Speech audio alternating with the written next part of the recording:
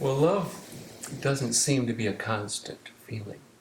That's one of the main things I think we have to get over, the idealized idea of what love is. Because Joan might say to me, "Do you love me?" Really, Yeah. in so many ways. And she might respond with, When? something like that. Because the feeling of love has a vastness to it. Yeah. Love can be a badass thing. Love can be tough. Love can be soft. Love can be vulnerable and juicy.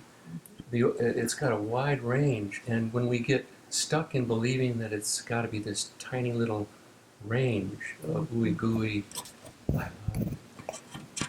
we get stuck into this place of reaction. That if the feeling of love doesn't land, sometimes for some of us it needs to be on a silver platter, right?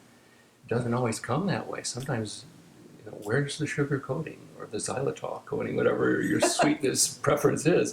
Where's the feeling where I can take it in, and receive this so-called love feeling? Well, in terms of an experience to actually show you something that we might do. Yeah. One of the things might be to actually just start talking about, I really have had a disconnect. And I'm not really, not feeling that great. And I may need to talk about some things that came up in me when you looked at me a certain way or you had an edge to your voice. And I wonder if this is a good time. Because I really want to work through this. It's like I don't like feeling disconnected from you. So I'd like to first of all find out if this is a good time to be able to talk about those things. So the first step is to establish availability, because many times couples will, I know I have a tendency, if something's up, can we fix it right now so I can get over my feeling of being uncomfortable? And we want to make sure that both people are engaged. So the first thing to do is to ascertain if this is something that really is going to require my attention, in my full presence. Am I available right now to take care of it and move back into this feeling of connection? Yeah. And if you are, then I might be able to share with you what my perception was of what happened, what I felt as a result of that perception, and then the need that I have or the desire that I have in this moment to be able to move to a better place, a better feeling place, because I want to move to a better feeling place. Right. So this perception, as soon as something happens that makes me feel like I might have not done the typical thing with men is, I didn't do it right, did I? We kind of pull back into this feeling of being wrong. And whenever anybody feels wrong, there's this mammalian response, this biochemical, that we have no control over whatsoever. So whenever I feel that I'm not being pono, as we say in Hawaii, that I'm not being right on, this reptilian brainstem of mine sends cortisol through my body, not unlike this feeling of being attacked. So whenever anybody feels like they're being attacked, the first thing to do is to freeze and sometimes protect ourselves with a gesture. And that might be something like, "What do you mean? I didn't do anything wrong."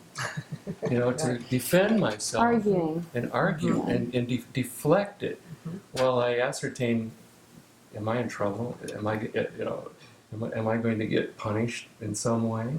We have this from our childhood, and we also have it in our mammalian biology. Yeah. So I have to freeze for a moment and check it out and realize, I'm safe. Yeah.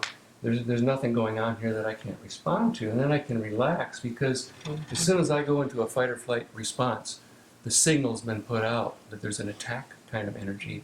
Very difficult to navigate through when I put on this smile and underneath I'm kind of freaked out. I didn't do it right. Yeah.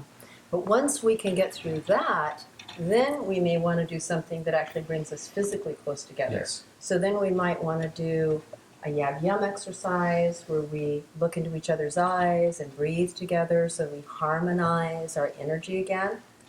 Or we might want to do a nurturing exercise of some kind. So we could show you one of those if you'd like. Yeah, we'd love that. And for more resources for people to understand how to get into some sort of dialogue about conflict mediation, there is you're both teachers in NVC, and that also offers people a format for understanding a deeper spectrum or of what are their feelings, what is the range of feelings that can be going on, because a lot of people seem to say I'm mad or I'm upset or I'm sad, and they don't really get into the depth of what's really going on. Absolutely. As soon as you really feel heard, then you can relax. A lot of it is, for me, just needing to really hear my upset.